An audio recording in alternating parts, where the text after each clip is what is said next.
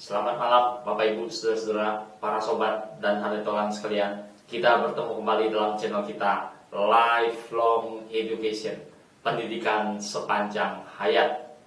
Nah, pada malam hari ini kita akan mengenal satu kitab dalam Perjanjian Lama. Bapak Ibu, Saudara-saudara, para sobat dan hanetolan sekalian, dalam Perjanjian Lama ada dua kitab yang diberi nama wanita, yaitu kitab Ester dan kitab Rut. Apa istimewanya? Kalau apa perbedaannya dan bagaimana memperbandingkannya? Kitab Ester adalah seorang wanita Yahudi tinggal di tengah-tengah berbagai bangsa. Sementara kitab Rut adalah seorang bangsa asing tinggal di tengah-tengah bangsa Israel. Nah, pada malam hari ini kita akan melihat kitab Rut. Mari kita mengenal kitab Rut. Kitab Rut hanya 4 pasal saja, pendek sekali. Dan saya anjurkan pada Bapak Ibu saudara-saudaraku sekalian melakukan pembacaan seperti berikut. Kau bagi 5 hari. Hari pertama kau baca secara cepat pasal 1 sampai dengan pasal 4. Paling setengah jam selesai. Dan engkau pelajarin garis besar dari isi kitab itu. Garis besarnya saja. Langsung baca habis pasal 1 sampai pasal 4. Dan kemudian hari kedua kau baca satu pasal.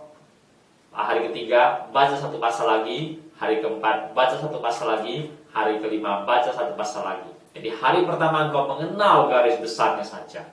Hari kedua engkau fokus pada pasal 1. Hari ketiga fokus pada pasal 2. Hari keempat fokus pada pasal 3. Hari kelima fokus pada pasal 4. Nah, 4 pasal dalam kitab Rut ini pada dasarnya isinya bisa dikatakan yaitu tentang kasih seorang perempuan pada perempuan lainnya. Nah, tapi pemahaman ini jangan disalah mengartikan sebagai LGBT. Kita tidak bicara tentang hal ini dalam kitab Rut. Yang dimaksud adalah cinta kasih seorang perempuan pada perempuan yang lain, yaitu bakti menantu pada mertua. Ini yang menarik sekali Bapak Ibu saudara-saudaraku, para sobat dan hanetolan sekalian. Nah, mari kita lihat bersama. Jadi kitab Rut ini bisa dikatakan ada 3 orang tokoh yang terpenting di dalamnya. Naomi, Rut, Boaz. Naomi, Rut, dan Boaz. Dan di antara 3 tokoh ini, kisah dalam kitab Rut lebih berfokus pada wanita yang kedua, yaitu Rut.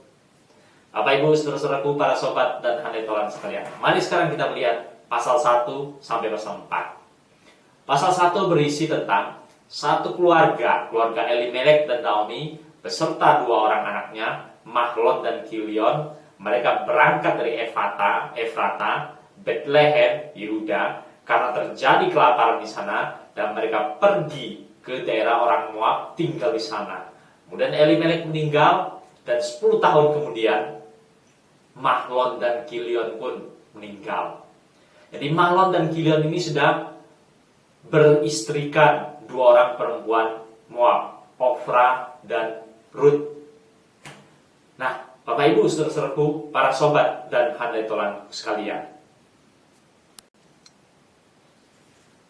Jadi Mahlon dan Kilion telah menikah dengan 2 orang perempuan Moab, yaitu Ofra dan Rut. Kemudian 2 orang anak Naomi dan Elimelek ini meninggal di Moab. Jadi Naomi menjadi janda, dan selain itu Rut dan Ofra, 2 orang wanita Moab, juga menjadi janda. Jadi dalam satu keluarga itu tinggallah tersisa 3 orang janda. Nah, setelah kematian 2 orang putranya, Naomi juga sudah ditinggal mati oleh suaminya. Lalu Naomi mendengar berita bahwa di kampung halamannya dahulu terjadi kelaparan, sekarang sudah mulai pulih, sudah mulai ada makanan.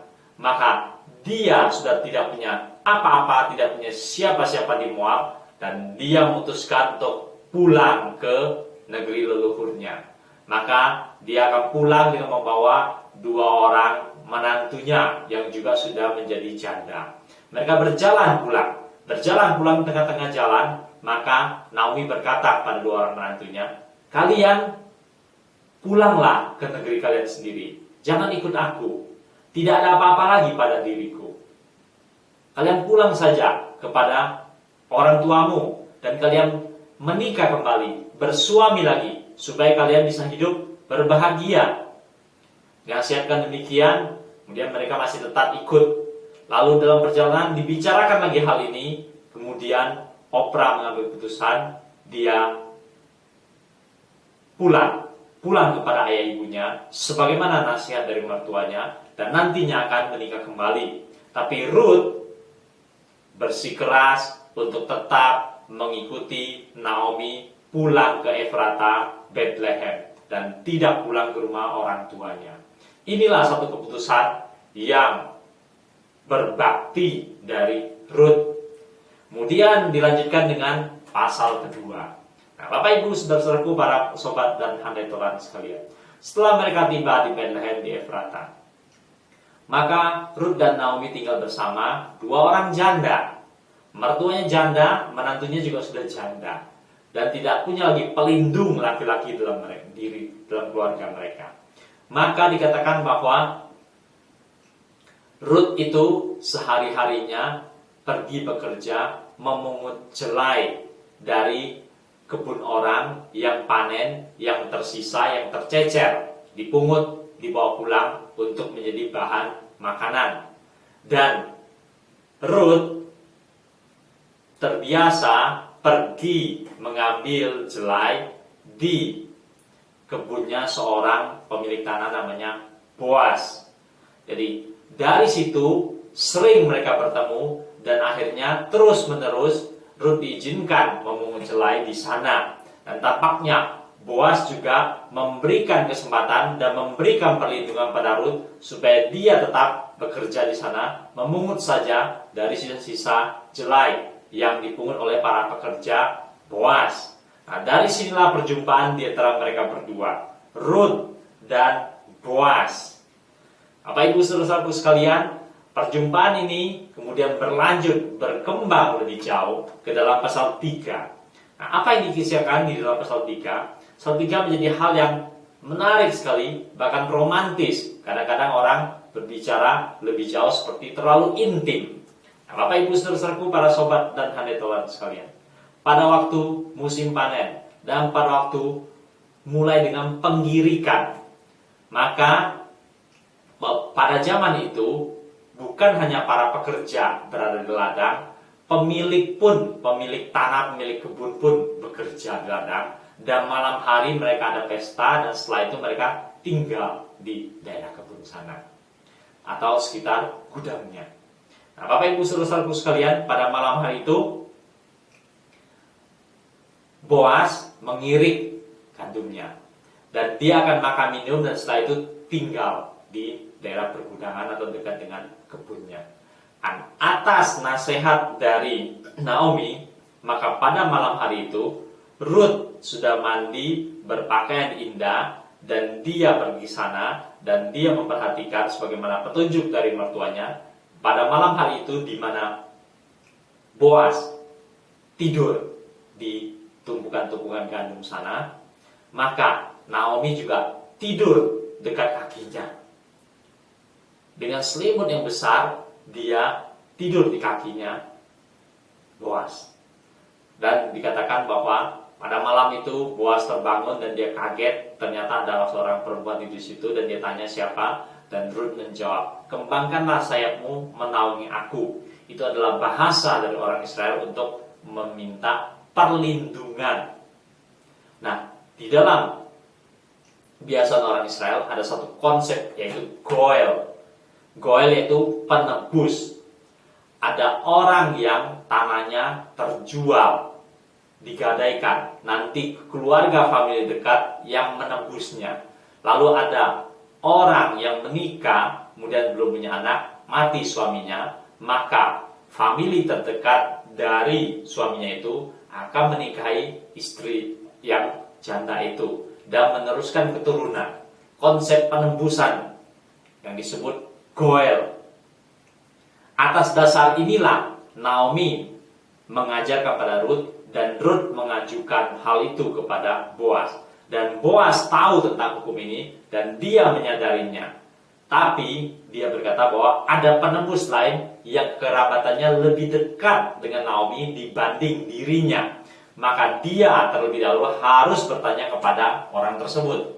Maka di pasal ketiga dilanjutkan dengan Boaz. Boaz pergi menjumpai seorang Goel yang lebih dekat kekerabatannya dengan Naomi. Dan di hadapan para tua-tua di pintu gerbang menanyakan hal ini. Engkau bisa menebus ladangnya Elimelek suami Naomi. Orang itu bersedia, tapi ketika diberitahu bahwa selain itu engkau juga harus menebus, yaitu menikahi menantu dari Naomi, menantu dari Elimelek, yaitu Ruth. Tapi orang ini tidak bersedia karena dia tidak berkenan menikahinya. Maka atas dasar hal itu kemudian Boaz mengatakan kalau begitu haknya bisa sekarang jatuh pada Boaz, dan orang itu melepaskan hak penebusannya dan itu diserahkan pada Boaz. Maka hari itu di hadapan para tua-tua sebagai saksi, Boaz punya kesempatan untuk membeli ladang Elimelek dan menebus sekaligus menikahi Ruth.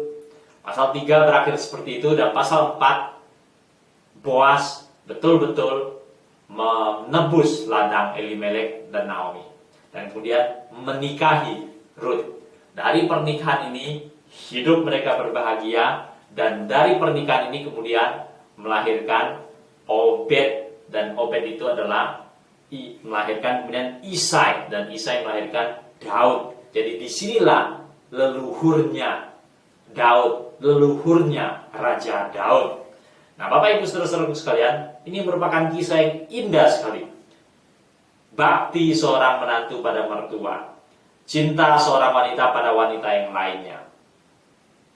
Dan kisah ini kita tidak boleh lupa bahwa Kejadian pasal 1 sampai pasal 4 itu pada masa hakim-hakim.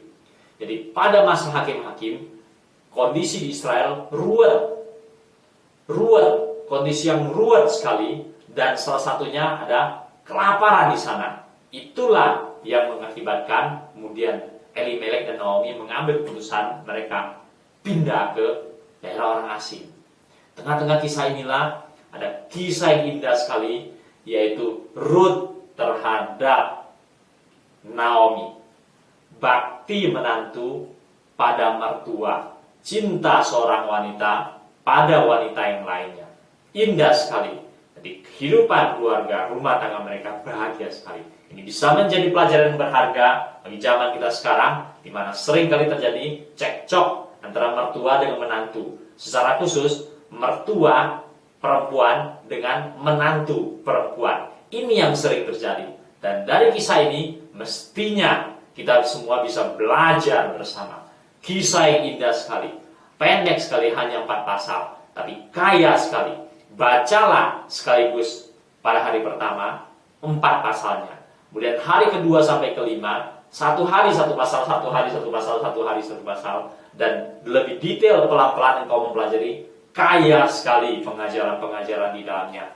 Indah sekali. Dan sangat menginspirasi hidupmu. Bapak Ibu saudara-saudaraku, para sobat dan ahli Tuhan sekalian, pembahasan kita pada malam hari tentang kitab Rut sampai di sini. Sampai berjumpa kembali dalam pembahasan-pembahasan dengan tema-tema yang lebih menarik lagi.